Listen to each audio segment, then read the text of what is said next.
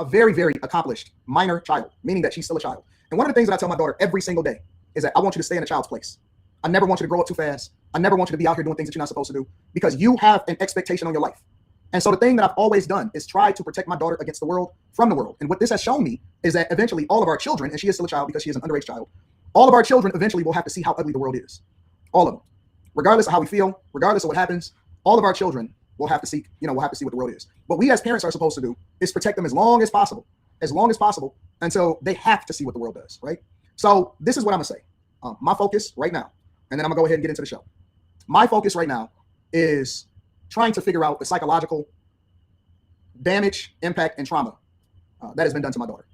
I pulling her out of school, early therapy, making sure that she is protected, trying to see what the fallout will be as far as her having to be removed from some of her competitions because of a lot of different things, including online bullying and psychological damage. There's a lot of fallout from what happens to my daughter's life because she is so accomplished. She has some of the greatest schools in the United States of America that has been seeking her out, scholarships, looking for her to join the team. She is on track to be a United States Olympian. She was supposed to be possibly in the next Olympics. And I don't know how damaging this is to her psyche. I don't know. Who knows? This can be a lifetime of damage. We don't know what butterfly effect things that we do to our children.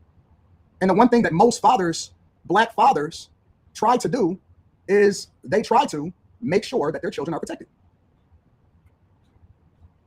That's what we do. As fathers, we don't really care what happens to us, right? Because that's just life. But we never, ever can imagine what would happen to our underage children. No. No matter what happens to us, we don't want anything. For those of us that are in our daughters' lives, we don't want anything to happen to our children. Under no circumstance. And so I don't know. I think that a lot of people don't really understand the impact. And I'm speaking to all of us, for all of us. We don't always know what the impact is to our children. We don't know the psychological damage, the emotional damage, the wreck that happens in their lives when other people go after children. I thought that children was off limits. But I guess not.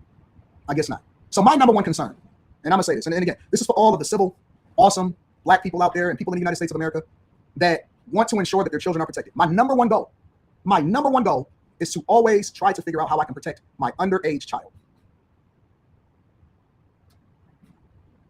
My underage child. That's all I care about.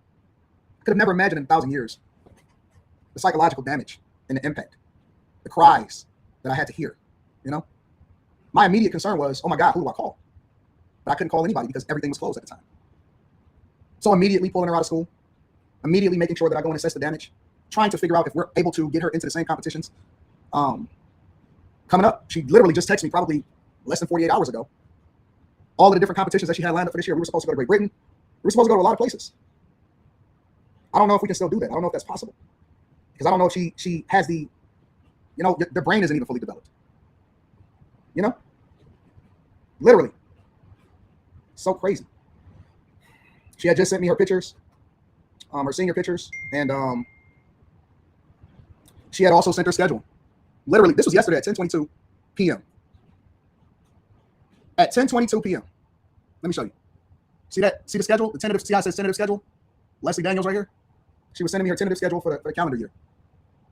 I don't know if she'll be able to do that. I've invested millions and millions of dollars into the well-being of my child. She's broken. She's broken. So for me personally, I have to figure out what that looks like. And I'm willing to do anything to protect my child, to make sure that they get the best care possible, to ensure that hopefully she can recover from this. So that's all I have to say. I don't know what else y'all looking for. Any father understands. Any father understands what I'm saying. Any father that is in their child's life understands the impact. You know what your child feel like. You can sense it on them. You can feel it on them. You know what it feels like to take care of a sick child? You ever had a child that you had to sit with that had a fever and then you had to break the fever because none of the medicine was working? Some of us have been there.